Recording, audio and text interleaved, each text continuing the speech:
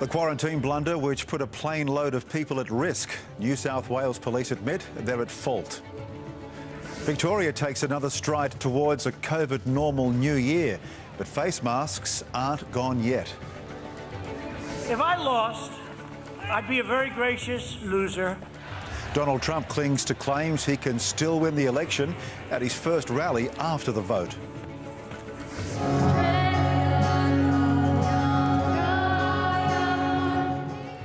And the Wallabies belt out an historic rendition of the national anthem, but not all Australians are rejoicing.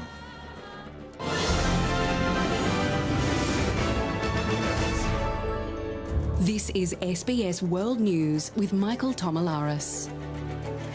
Good evening. More than 170 people are stuck in self-isolation tonight thanks to a police error, which allowed 2 overseas arrivals to skip quarantine in New South Wales and hop on another flight to Victoria.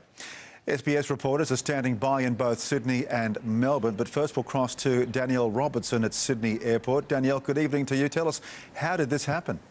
For security reasons, please do not leave your vehicle. Michael, police say quite simply it was a mistake and one they've taken full responsibility for. This afternoon, they revealed that it was in fact officers who escorted the 2 travellers from the international to the domestic airport, allowing them to get on board their next flight. It sparked a review into police practices here at Sydney Airport, but they've now assured us that their protocols have been strengthened. It put a plane load of nearly 200 people at risk and raised alarm in Victoria. This afternoon, the police forced to take responsibility. It's a police mistake. We own the mistake and we'll move forward for it. 2 German travellers transiting from Tokyo landed in Sydney yesterday. The pair, a 53-year-old woman and a 15-year-old boy, were screened by New South Wales Health on arrival and then told to board a bus to hotel quarantine. But they didn't go, instead advising police they had a flight booked to Melbourne.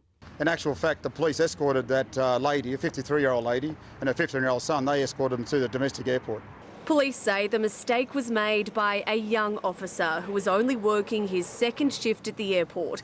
As a result of miscommunication, he believed the travellers had an exemption and he won't face any repercussions. And the police officer has admitted the mistake, that he didn't check the appropriate exemption forms and the paperwork appropriately. He's a very good officer, a fine officer, and someone who is very remorseful about the mistake. It wasn't until the pair arrived in Melbourne the bungle was realised. Victoria Health advised New South Wales Health that they, in fact, did not have an exemption to fly to Melbourne. There are multiple rings of containment within the quarantine and border system, and ultimately these passengers have been picked up within those rings of containment. The travellers have now tested negative to the virus and are now completing mandatory 2 weeks quarantine in Victoria. They are the first, albeit inadvertent, occupants of Victoria's reset hotel quarantine system. Anyone who came in contact with the pair, including all 176 people who were on the same Sydney to Melbourne flight, are tonight in self-isolation. If their COVID tests come back clear tomorrow, they can end their quarantine. With thousands more international travellers due to arrive in New South Wales next week, police say they have strengthened their protocols. Danielle Robertson, SBS World News. So let's now cross live to Gareth Borum in Melbourne. Gareth, good evening. At one stage, there were concerns that quarantine breaches could jeopardise the scheduled easing of restrictions in Victoria.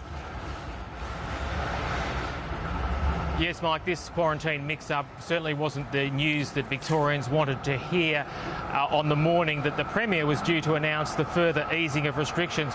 Fortunately, with our 2 surprise German visitors in isolation now and having tested negative for COVID-19, it hasn't had an adverse impact on the timing of those much anticipated relief measures. Perhaps the biggest of which for many is the relaxation of face mask rules. They've been part and parcel really of our daily wardrobe for several months now, but from tonight they'll only be required to be worn in certain indoor settings. There's also, importantly, a lifting of the hospitality patron limits in Victoria, which comes as SBS can reveal new figures showing that just how comparatively well refugee-run small businesses and restaurants have fared during lockdown, managing to survive and even prosper against the odds. When COVID-19 restrictions hit, Atala Arbo and his family had to adapt quickly to avoid closing the doors on their Syrian restaurant. So just figure out what we're supposed to do, what we can do, find other strategies, talk to other people. Calling on all of the resilience acquired on their refugee journey, they managed to keep on 3 staff members, despite being limited to takeaway service only. We really value them, so we try to kind of have a timetable where some people come on this day, some people come on that day. An audit conducted by Australia's Peak Migrant Settlement Service has found almost 9 out of 10 refugee-run small businesses managed to stay open during lockdown. They've been used to having to deal with very complex, difficult situations in the past. They kind of know how to keep their costs really low, so they're very resourceful. For the Arbos, the latest easing of restrictions has allowed them to welcome back customers to their tables. Every day we are busy, yeah? The Premier unveiling new relief measures as Victoria recorded its 37th day in a row of no new cases. That we have built something that's precious, we have built something that is internationally unique. We can take these steps and we can do it safely. While density limits will still apply, there'll be no caps on the number of restaurant, pub and cafe patrons. 100 people will be allowed to gather outside, 30 inside. Half of a company's staff working from home can return to the office from next month, while dancing is officially back, with 50 allowed on the nightclub dance floor. There's a further relaxing of face mask rules too. From midnight tonight, they'll only be mandatory on public transport and in supermarkets, indoor shopping centres and department stores. There's no question that we're trying to lay out what the policy settings should be right through summer. And from tomorrow, New South Wales will also take a big step on the road to COVID normality, with a raft of restrictions eased on hospitality, entertainment venues and outdoor gatherings. Gareth Borum, SBS World News. An emergency situation has developed on Fraser Island as the bushfire threat there escalates. People in the Happy Valley township were told to leave immediately this afternoon. Queensland fire authorities warning homes are being threatened and firefighters may not be able to protect every property. Winds fanning the flames are expected to reach up to 30 kilometres an hour today. The fire was caused by an illegal campfire 7 weeks ago and has now scorched around half of the World Heritage Site. US President Donald Trump says he will still win the election. Holding his first campaign rally since his November 3 defeat, he urged voters to support 2 Republican senators in a runoff election in Georgia. But he also pressed the state's Republican governor to overturn his election loss. Still campaigning, still claiming fraud, the president who won't concede. And I want to say, hello, Georgia. We did a great job. You know, we won Georgia, just so you understand. The president lost Georgia. Republican state officials certified the result on November 20. And I have to say, if I lost, I'd be a very gracious loser. If I lost, I would say I lost, and I'd go to Florida and I'd take it easy. A month after Americans voted for Joe Biden, attempting a whitewash with a litany of untruths and grievance. They cheated and they rigged our presidential election, but we will still win it. We will still win it. They're trying to convince us that we lost. We didn't lose. We're all victims. A day after California certified its Biden victory, which puts the Democrat in command of the necessary 270 Electoral College votes to win, Mr. Trump phoning Georgia's Republican governor.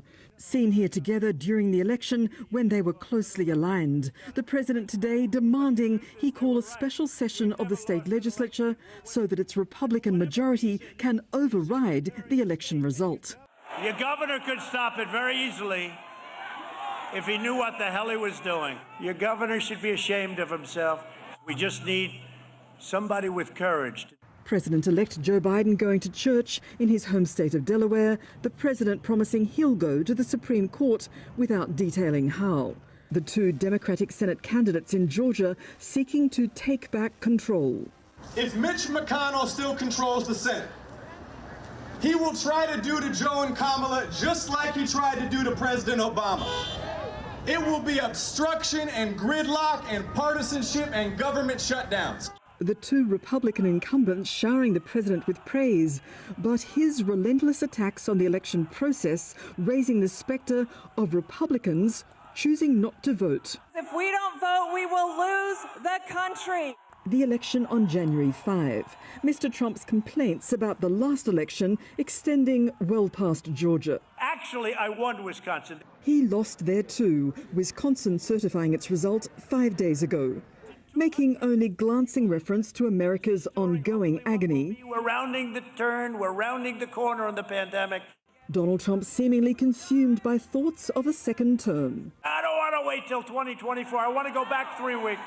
Departing the rally to adulation as the clock ticks down to Joe Biden's January 20 inauguration. Prula One SBS World News. Coming up next, Russia begins the mass rollout of its Sputnik vaccine before final trials finish. Also, which country is planning to tax the rich to cover its COVID-19 costs?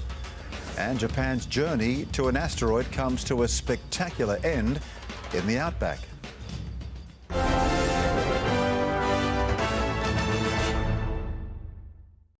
Tonight at 7:30, the quest to rule the misty moors of the Scottish Highlands in a series debut of Blood of the Clans. Then at 8:40, lie in luxury in Raffles remaking an icon. This December on SBS On Demand.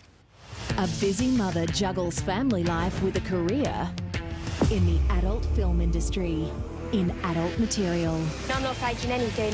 Investigators must solve the mystery of a missing aircraft in departure. You're the only one who can find this plane. And a politician loses his grip on reality in The Minister. That's December on SBS On Demand. At Harvey Norman, get up to 50% off selected Australian-made mattresses and ensembles. The bigger the size, the bigger the deal. Up to 30% off double, up to 40% off queen, and up to 50% off king-size mattresses and ensembles from these great Australian-made brands: Sealy Posturepedic, King Coil, Beauty Rest, and Sleepmaker. Plus, take advantage of 60 months interest-free and receive a bonus gift card up to $500. Hurry! Up to 50% off selected Australian-made mattresses and ensembles for a limited time only at Harvey Norman. Go! Looking for an excuse to buy a new Toyota? We've got the perfect one. It's play clearance time. Make any excuse this play clearance. Get a 3.9% comparison rate across the Corolla hatch and sedan range. Oh, what a feeling. Toyota. Looking for a sunscreen that can keep up with your family? Try Banana Boat Sport from Chemist Warehouse. The formula with PowerStay technology provides heavy-duty SPF 50+ protection and is 4-hour water-resistant, sweat-resistant and non-greasy, plus lightweight to allow skin to breathe. Right now at Chemist Warehouse, Banana Boat Sport 200ml is just $8.49. Find the entire range in store. Live, look, feel well at Chemist Warehouse. If you're experiencing abuse or domestic violence, contact 1-800-RESPECT for free, confidential advice and counselling, online and by phone 24/7. There's no place for abuse or domestic violence. Help is here. Authorised by the Australian Government, Canberra. We're not like one person with two heads. Just two more kids in America trying to live our best lives. Two Sisters, One Body. Tuesday 8:35 on SBS and On Demand. It's the private playground of the super rich, You never get bored in Monaco. where 1 in 3 residents is a millionaire. In Monaco, the helicopter is considered like a car. Now, see Monaco like never before. We call him le patron, the boss. With unprecedented access. You know, I wake up every morning, I'm like, oh my God, I'm living in Monaco. I'm living in a dream. Inside Monaco, playground of the rich and famous. Starts tomorrow 7:30 on SBS and On Demand.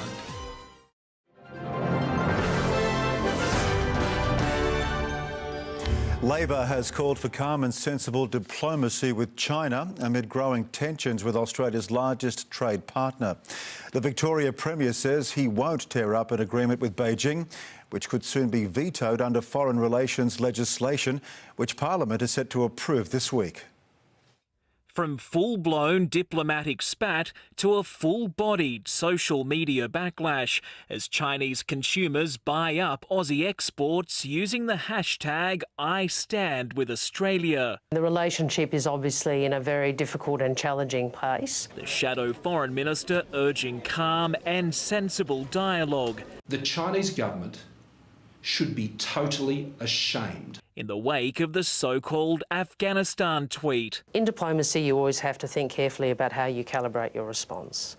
It is a big call to go directly, escalate directly to the national leader. Revealing bipartisanship once enjoyed when Julie Bishop was Foreign Minister has now dried up. We had a fair few, ding-dong battles, but she would call me and we would talk through how we might deal with particular issues. And that doesn't happen now? I regret that doesn't happen now. Urging caution now, Maurice Payne has the power to veto state and territory agreements with foreign governments. They have the power. They should exercise it wisely. With growing calls for Victoria to tear up its controversial Belt and Road Trade Pact with Beijing. No, I don't think that'd be resetting anything. You don't have to agree on everything, but it's in our interest to make sure that we're sending more product, not less, to our biggest customer.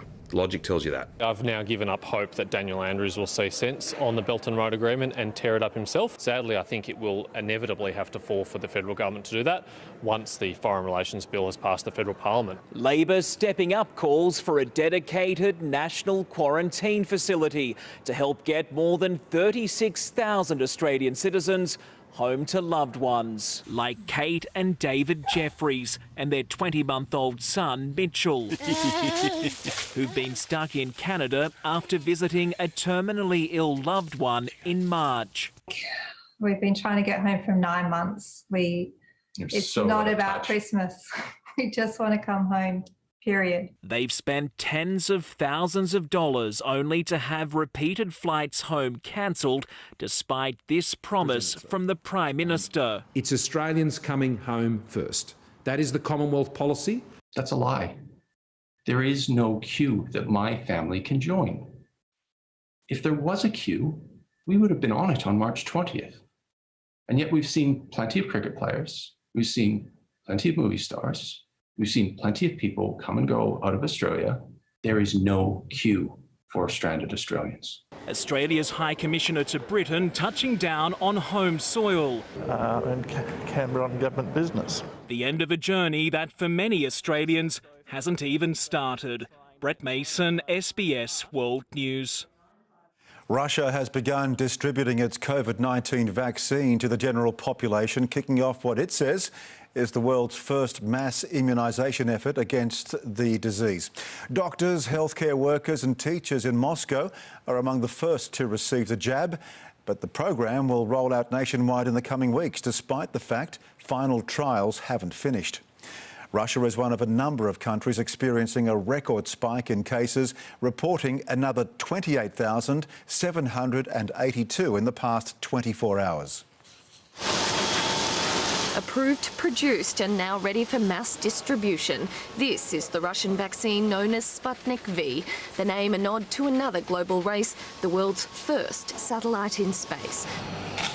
Across 70 clinics in Moscow, the first Russian citizens received the jab, a campaign that'll expand nationally next week, with 2 million people expected to be vaccinated this month. I decided to do it right away and not to wait. It's difficult to say what to expect, but I do hope it will stop me from getting ill. It's a significant development for Russia, which touted Sputnik V as the world's first registered vaccine back in August. Small initial trials reportedly showed it was over 90% effective, but scientists have not proved that on a mass scale. Even so, doctors here say there's no time to lose. This vaccine has been officially registered. We have enough research to know that it is 92% effective. And if there is a choice to get sick or have the vaccine, the answer is obvious. That logic not so obvious to many scientists around the world who insist its rollout is premature. The scepticism around this comes from the fact that it's been worked on very quickly, it's been developed very quickly. Turkey says it's planning to start large-scale vaccinations this month as well, with surging cases in recent days, a record 32,000 overnight. The government put the country back into lockdown as of the weekend, transforming the bustling streets of Istanbul from this to this. The streets in much of California quiet now too. Whole regions of the US state under strict stay-at-home orders, including LA, which is on a trajectory to reach 500,000 cases by year's end. That's 1 in 20 people in the city. This is the greatest threat to life in Los Angeles that we have ever faced. More than 229,000 new cases nationwide in the past 24 hours. Hospitalisations on the rise as well in at least 40 states. 2 to 3 weeks we're going to be just swamped. Emergency triage centres, which had been packed away after the first wave, reopening. And no wonder, in just the first 5 days of December, an extra 1 million Americans have tested positive for COVID-19. But there's hope tough restrictions do work, at least in other parts of the world. Iran is slowly reopening after a 10% drop in infections there, while new cases in the UK have fallen to the lowest they've been since October. Amelia Dunn, SBS World News. Argentina is introducing a new wealth tax to help pay for its response to the coronavirus pandemic. Dubbed the millionaire's tax, those with assets worth more than $2.5 million will have to pay a one-off levy. Hundreds of people come every day to this plaza in front of Congress in Buenos Aires to find food. Angélica Ramirez is a pensioner who says it's the only chance she has to find a daily meal. When I cannot find some work to make some money, I come here to find food. I work as a cleaning lady. Most of my pension goes to my rent. This place saves me because if I have to buy all this food, I cannot survive. I'm worried about the situation in the country. The coronavirus pandemic has had a devastating impact on this country. Argentina's economy was already in the red, but coronavirus has made it much worse. Protests like this one are happening almost daily in Buenos Aires as poverty rates have increased in this past year. Around 60% of Argentine children are now poor, latest statistics show. The government has increased food and cash handouts, but these people say it's not enough. Argentina is struggling with inflation and recession. It's also renegotiating its foreign debt with the IMF. The government now is in desperate need of money, and that's why it is imposing a special tax on those who have over $2.5 million. Money raised by the tax is to be used to buy hospital equipment, fund welfare subsidies, and loans for small and medium-sized businesses, with the aim of increasing employment. The new law is a request we make to the wealthiest people in the country. People, not companies, and we say the richest because of the things they own in the country and abroad. This also extends to residents in other parts of the world who keep their properties in Argentina. But some sectors in the country say the new tax will deter investment and will promote capital flight. When we come out of the pandemic, one of the fewest resources we'll have is capital. Capital with the will to invest, to generate jobs, to put the factories back to work, to help reactivate the economy. These are desperate times for most Argentines. The government's approach to finding a way out can help mitigate the damage. But critics say more policies are needed to help these people leave poverty behind. At least 18 coal miners have been killed by high levels of carbon monoxide in China's southwest. One person was rescued, but 5 others are missing. The cause of the accident, the second of its kind in a little over 2 months, is under investigation. China's coal mining industry has a long track record of poorly enforced regulations. In India, talks between farming unions and the government over new agriculture laws have stalled again. And this means there is no end in sight to huge protests in the capital, New Delhi. Tens of thousands of farmers have descended on the city, choking most major access points. The legislation is aimed at deregulating the food market and encouraging farmers to sell direct to companies. But farmers argue they'll be left open to exploitation. Well, after a week of intense negotiations in London broke down, the UK and EU say they will return to the negotiating table in an effort to strike a post-Brexit trade deal. British Prime Minister Boris Johnson and European Commission President Ursula von der Leyen agreed to resume talks following a telephone conversation. Teams from both sides will meet in Brussels before the leaders speak again on Monday evening. Significant differences remain on the three critical issues: level playing field, governance and fisheries.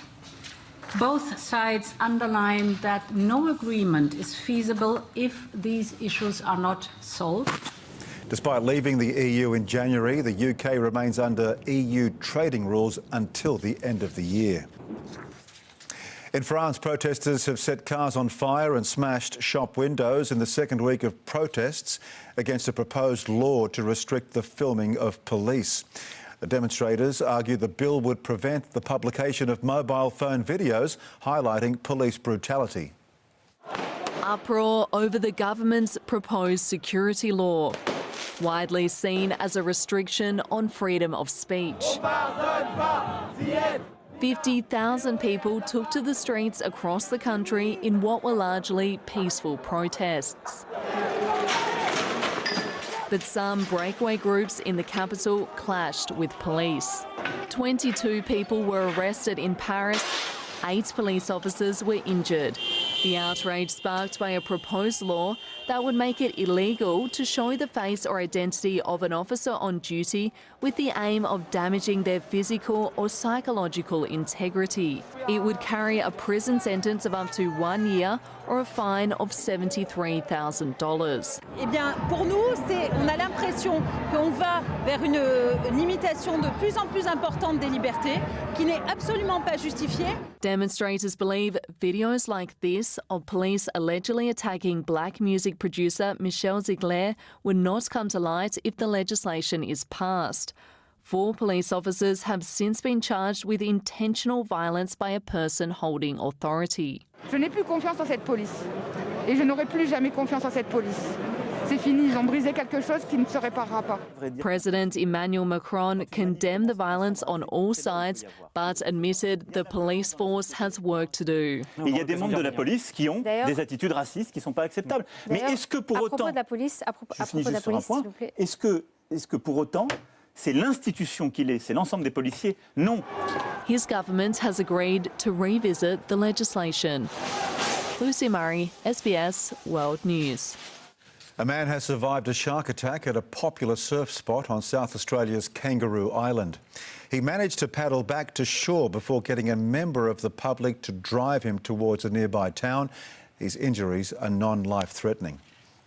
10 cyclists have been taken to hospital with serious injuries after a crash in the final stage of the National Road Series event in northern New South Wales.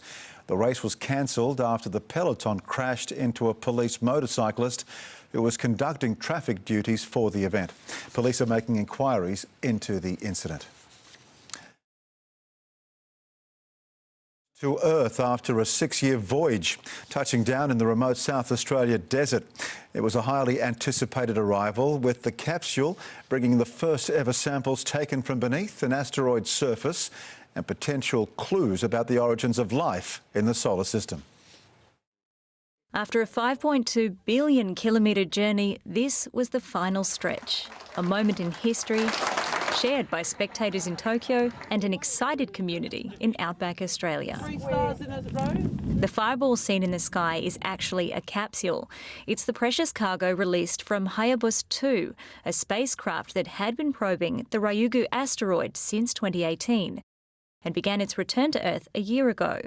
It hit the ground in Woomera in a delicate operation by Japan's space agency, using navigation and control services managed by Australia's CSIRO. うまくいかないと、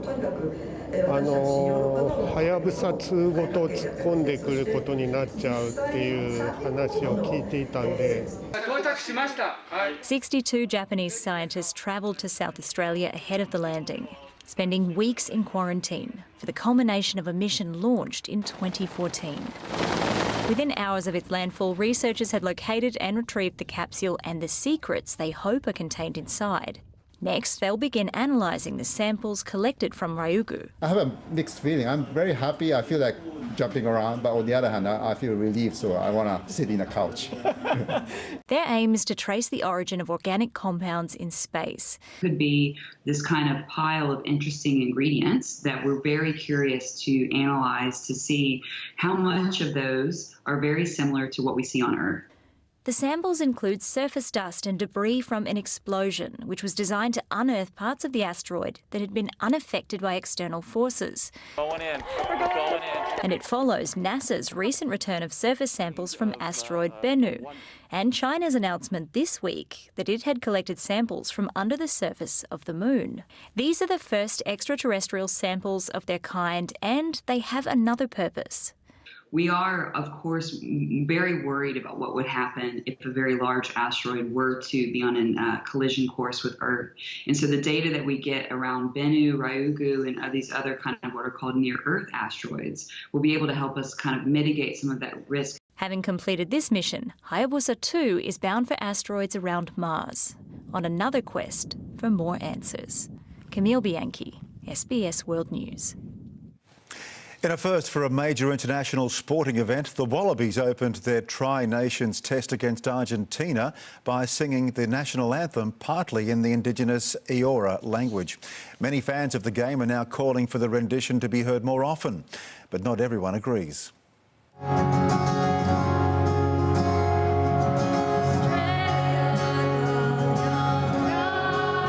The Australian anthem in a way never before heard on a global sporting stage.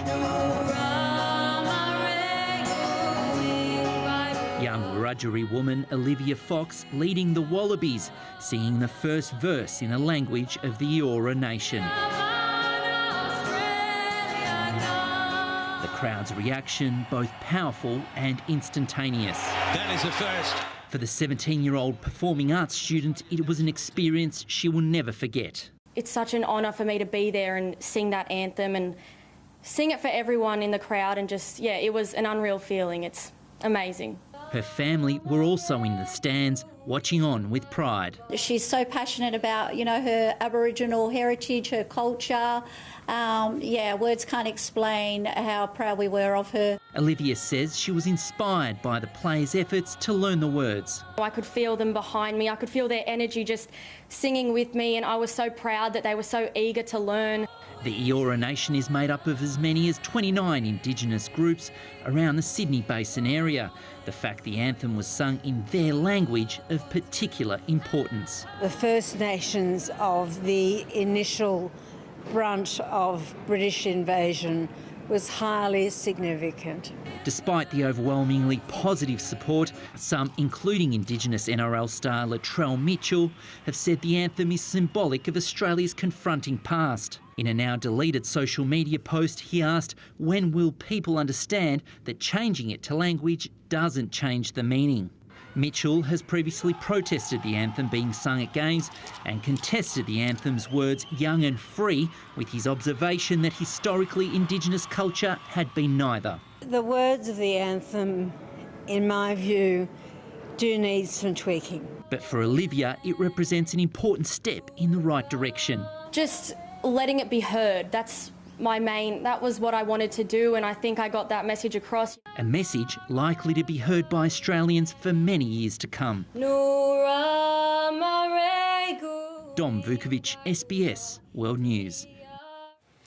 The Netherlands government wants to start vaccinating against COVID-19 in the new year, but many residents are less than enthusiastic.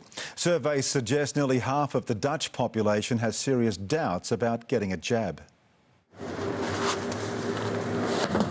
Stocking up on dry ice needed to keep the Pfizer-BioNTech vaccine at -70 degrees, even in mid-air. At Amsterdam Airport, a large operation is gearing up to safely transport COVID-19 vaccines to destinations as far as Africa and Asia. We have been preparing and we've been moving pharmaceutical goods for a long time. We've expanded our cool capacity and also our handling capacity, for instance, for these containers. So we are immediately ready. But outside the airport, many in the Netherlands are far from prepared. While the Dutch national airline is getting ready to distribute vaccines worldwide, millions here in the Netherlands are still reluctant to be vaccinated. And some say they will refuse the inoculation with COVID-19 altogether. No. Until we know what the side effects are, it's not meant for me. Lex Bruggeman and his daughter Maxime are not against vaccinations but won't take a COVID shot for at least a few years until more information is available. I'm sorry to say, I'd rather have a longer lockdown than have myself injected without knowing what it contains. I'm not a guinea pig, and for sure I won't let my children be guinea pigs. The government wants to start its vaccination campaign in nursing homes in a few weeks. But even there, many are reluctant, as a recent survey shows. More than 60% of employees working with the elderly say they are having doubts about being vaccinated. It's going to be a big challenge to motivate people to be vaccinated. And that's, of course, also our worry. With more than 12,000 COVID deaths, the Netherlands has a relatively high death toll. Despite the risks, employers and the government can't force people to participate in a vaccination program. Experts say to make a vaccination successful, the government should tell people that despite its rapid production, the vaccine is safe. While companies like KLM have been preparing for the arrival of the vaccines for months, the government has yet to start informing the public, causing concerns that other countries may have reached higher vaccination rates much sooner and therefore can also open up their economies earlier. While much of the world's attention has been focused on the fight against coronavirus, efforts have continued against other deadly diseases. In the UK, the team behind the Oxford COVID-19 vaccine are about to begin final trials on a cheap and effective jab for malaria, which kills more than 400,000 people every year. 229 million cases worldwide, not of COVID-19 but malaria. While the disease is less deadly at the moment than the coronavirus that we've come to know so well, the victims tend to be children, mainly in poorer countries. Malaria vaccine development has been going on for decades, but there's been a breakthrough. We're now at the stage where we're moving into what are called phase 3 trials, which are the final stage of testing of any vaccine before it can be licensed. What's the difference with a malaria vaccine? So a malaria vaccine is harder, to be frank. People have been trying to make malaria vaccines for many decades. Malaria is caused by a parasite, a much bigger beast than a virus. But now we're beginning to see signs that this really could be pretty effective and is very, very much needed. While the development of a more effective malaria vaccine is good news, there are concerns that the money to get the jab where it's needed may not be available. We're going to need quite a bit of money to make sure it's manufactured at scale and widely available. There's only ever been one other malaria vaccine made, but that's not fully licensed, so a new jab on the scene could make a difference. The latest figures of malaria deaths show over 400,000 people died in the last year. Children under 5 are the most vulnerable group, and in 2019 they made up over 2/3 of all malaria deaths worldwide. Developments in fighting the disease have stalled in recent years. Mosquito nets and treating stagnant water can only go so far. And for researchers who have visited the worst affected countries, they say this, along with COVID, needs to be a priority. The health of all of us is threatened by these infectious diseases. We will continue to see new emerging threats. And if we can reduce the burden of those diseases that remain, things like malaria, then we will all be in a safer place. Trials start early next year in Burkina Faso, Tanzania, Mali and Kenya, with the big hope that promising results would mean a vaccine rollout by 2024. Coming up next, the enduring impact of 2 devastating hurricanes that swept through Central America last month. And a controversial moment as fans return to English football matches.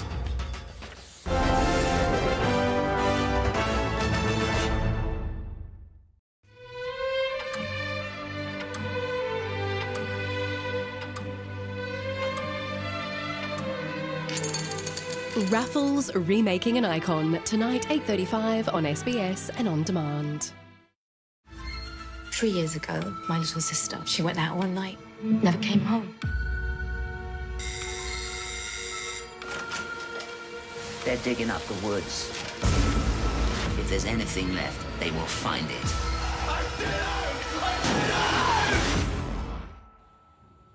If you're here, do something. The Sister, Wednesday 9:30 on SBS and on demand. A lot's changed this year, but thankfully, a few things remain the same, like the backyard, the pool, and the memories we make around it. And your local Pool Works is doing even more to help make yours safer, cleaner, and more enjoyable, with contact-free servicing, home delivery, DIY videos, and our friendly in-store experts. Pool Works. How can we help you be healthy pool people? Always make a good impression. Connecting Bluetooth. Or just be yourself. Change the rules. The Toyota CHR. Oh, what a feeling. Toyota. At Coles, we're helping lower the cost of easy desserts with a Coles Classic Pavlova. Down to just $5.70. Perfect with Coles Aussie Thick and Cream, just $3. Coles, value the Australian way. Some things are worth the wait. The Ford plate clearance is back, with outstanding deals on selected 2020 plate vehicles, like a Ranger XLT for just $55,990 drive away. Or get the 7-seater Everest Trend with 3.1-tonne towing for only $55,990 drive away. The 2020 Ford plate clearance. Don't wait any longer, because once they're gone, they're gone. This December on SBS On Demand. A busy mother juggles family life with a career in the adult film industry, in adult material. I'm not faking anything. Investigators must solve the mystery of a missing aircraft in departure. You're the only one who can find this plane. And a politician loses his grip on reality in The Minister. That's December on SBS On Demand. Prison is here to punish us. A controversial experiment. But it's not about rehabilitating. To give prisoners an education. It changes your whole outlook. College Behind Bars, tonight, 7:30 on NITV and on demand. Honduras is still cleaning up in the wake of two devastating hurricanes which swept through Central America last month. Eta and Lota caused serious damage to infrastructure, buildings and crops and killed about 100 people. Many areas are still underwater and thousands remain homeless in cities such as San Pedro Sula. This is baby Joshua. He was born just over a week ago at this makeshift shelter under a bridge in San Pedro Sula. His mother, 23-year-old Fabiola Ulloa, tells us her family lost everything during Hurricanes Eta and Iota, two powerful back-to-back storms that flooded the city last month. We've been here for more than a month now. 8 days ago, my baby was born inside this tent. It was very hard. I was expecting to go to a hospital, but I had no choice but to give birth here. Eta and Iota were two of the strongest storms of 2020 in one of the most active Atlantic hurricane seasons in recorded history. The impact of the storms in Honduras has been particularly devastating. Bridges and power lines collapsed, roads buried under mudslides, and entire towns flooded. Many are still underwater more than a month since the first storm hit.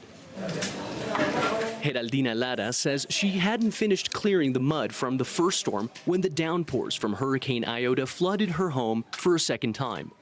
I think other people suffered more than myself. I thank God because even though I have nothing left inside my home, the four walls are still standing, and that's something.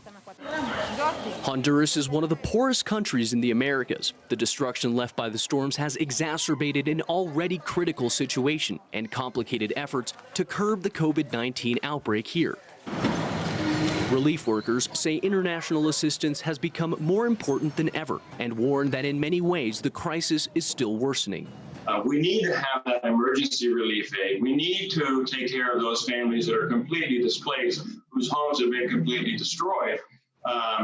And it's not a small number. we're talking about thousands upon thousands of families, and they need food and they need some shelter, interim shelter, and medicine.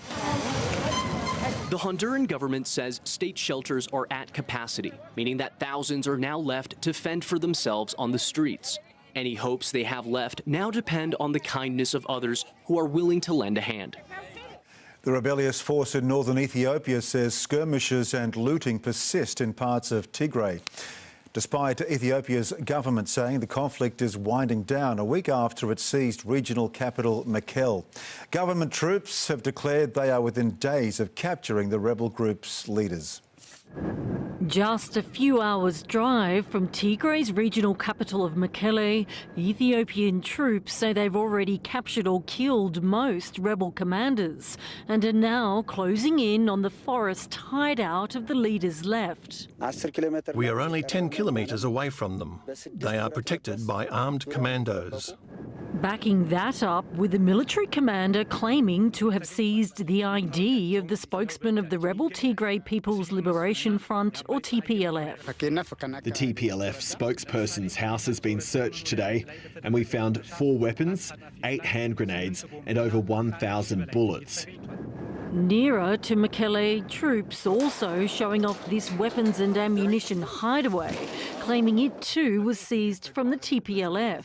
Despite Prime Minister Abiy Ahmed's claims the fighting is winding down a week after taking Mekelle, rebel leaders say there is still fighting outside the city and telling local TV that the troops inside the city are looting civilian properties, hotels and damaging factories after looting. But Mr Abiy promised today to protect civilians, saying, "We will restore, rebuild and redevelop." But with communications still down, both sides' claims are hard to verify. More certain, refugees continue to escape the fighting, fleeing to Sudan. The Sudanese army looking for those stranded near the Ethiopian border. The Sudanese armed forces organised transportation for thousands of civilians and brought them to Hashaba camps. The camps holding 15,000 refugees in just the first 2 weeks after fighting started a month ago. Local farmers opening up their basic homes to take them in. When the war broke out, we went out into the streets and open fields looking for those who came here fleeing the fighting. And it's not just humanitarian concerns. With Sudan going through fuel shortages and other economic problems, stability at the border is paramount. Christine Carney, SBS World News. Thailand's king has been greeted by thousands of yellow-clad supporters as he commemorated his late father's birthday in Bangkok. It's just the latest in a series of public appearances aimed at rallying Conservative Thais as the monarchy's standing comes under increasing threat. Earlier this year, pro-democracy students started demanding reform of the monarchy as well as an end to military coups. But many Thais remain strongly loyal to the king and feel outraged by the challenge to long-standing national traditions. Well, time now for Sunday night sport with Shani Wellington. Shani, good evening to you. The return of English football has been overshadowed by an ugly incident. Unfortunately so, Tomo, and, you know, after such a long-awaited reunion too. Millwall supporters have received widespread condemnation for booing players who took a knee before this morning's championship fixture against Derby. It was the first time fans in England were allowed into stadiums for league matches since March. It's become a regular fixture in English football this year, a pre-match show of support for racial equality. But it's a stance some of the 2,000 Millwall supporters in attendance don't agree with. I'm disappointed that we're talking about that when we should be talking about the fact that you know, we're all back and we're wanting to enjoy the football match again. Millwall players are now working on an anti-discrimination strategy which they hope will help members understand the issue further. Across town at the London Stadium, West Ham welcomed fans back to the English Premier League after a 9-month absence. It's nice, like being stuck at home, obviously nothing to do, nothing's open. I love my football.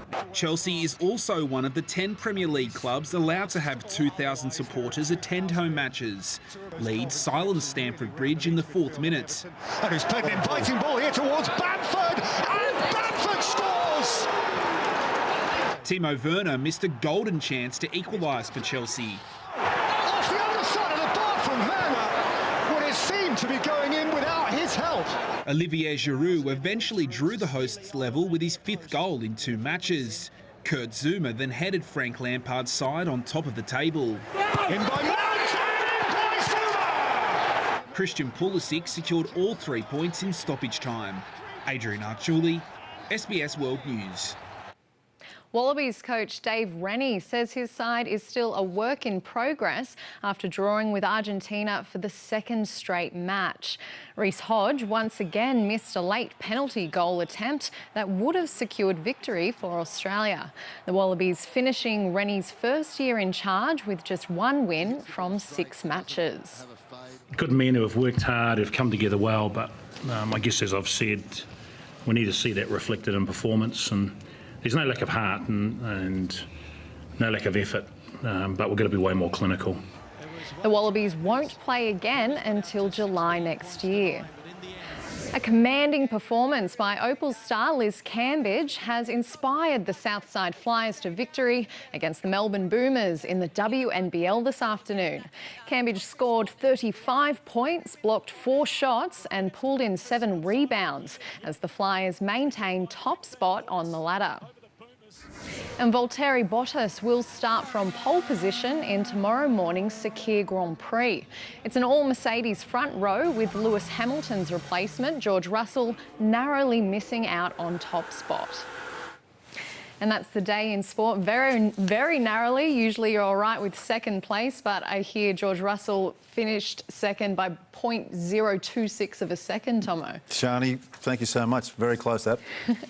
Well, coming up, the weather, and the inns are closed. The shepherds are under lockdown. Christmas in Bethlehem just won't be the same this year.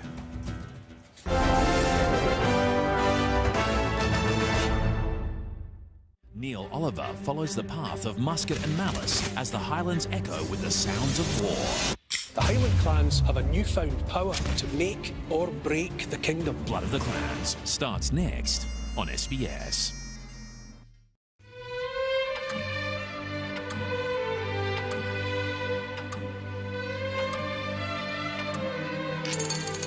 Raffles remaking an icon tonight 8:35 on SBS and on demand. This year hasn't been easy. We've been hit, we've been down. But this is Australia. We will come back. The Australian government has a plan to create new jobs so employment and businesses can come back. A strong economy with tax cuts, infrastructure and a temporary JobMaker hiring credit to create more jobs. The Economic Recovery Plan. This is our comeback. Find out how it benefits you and Australia at ourcomeback.gov.au. Authorised by the Australian Government, Canberra. Oh, you're just getting mangoes. Find all your Christmas specials like Australian mangoes $3 each and Kleenex Viva paper towel 2-pack varieties $1.75. That's half price. Now at your local IGA. Look around. As the favourites come out, it begins. Observing with an eagle eye. Mastering the art of stashing. Oh, brilliant Ove Grant. Cadbury favourites. Everyone gets their favourites. Open amazing at Lexhibition. With a 1.9% comparison rate across a selected range of Lexus vehicles. Contact your Lexus dealer before December 31st. Good evening. A great time to go dodo, because it always is. See, we're an energy company that chips in for your internet with unlimited NBN plans now from just $55 a month when you combine with energy. TimeToGoDodo.com. There is still magic wherever you are. Yes, there is magic. Stay young in your heart. It's still around us. It never was lost.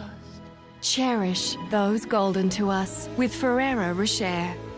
Fragrant hazelnuts, smooth velvety chocolate, wrapped in precious gold. Ferrero Rocher. Say it with gold. Do you struggle to read bus timetables, text messages or bills? Do you worry about reading a bedtime story to your child? If you've been suffering in silence, now is the time for change. Join me and be part of a new SBS documentary series that will transform your reading and help turn your life around. Apply now by calling 02 9054 7811 or visit sbs.com.au/casting.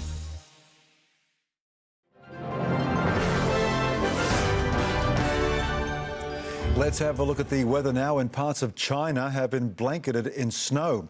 It created postcard winter scenes at this forest near Hunan province, where the white peaks made a picture-perfect backdrop for tourists.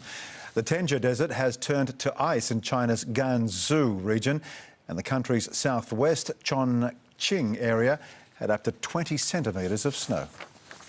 It's beautiful. Well, checking the forecast at home now, in a trough stretching from northern Western Australia to Queensland and New South Wales is generating showers and a few storms. Unstable tropical air is triggering storms over the top end. In the major centres, a possible storm is forecast for Darwin and Brisbane tomorrow. It'll be sunny in Sydney, partly cloudy in Canberra, showers increasing in Melbourne and a shower or two in Hobart, but windy in Adelaide and sunny in Perth. Rain for Tahiti, partly cloudy in Noumea, showers in Nadi, rain in Samoa and fine in Christchurch. Showers forecast for Singapore, rain for Honiara and Port Moresby, thunder in Kuala Lumpur. In Beijing, fine, cloudy in Hanoi, rain for Manila and Taipei. In Seoul, cloudy and also for Shanghai. Snow in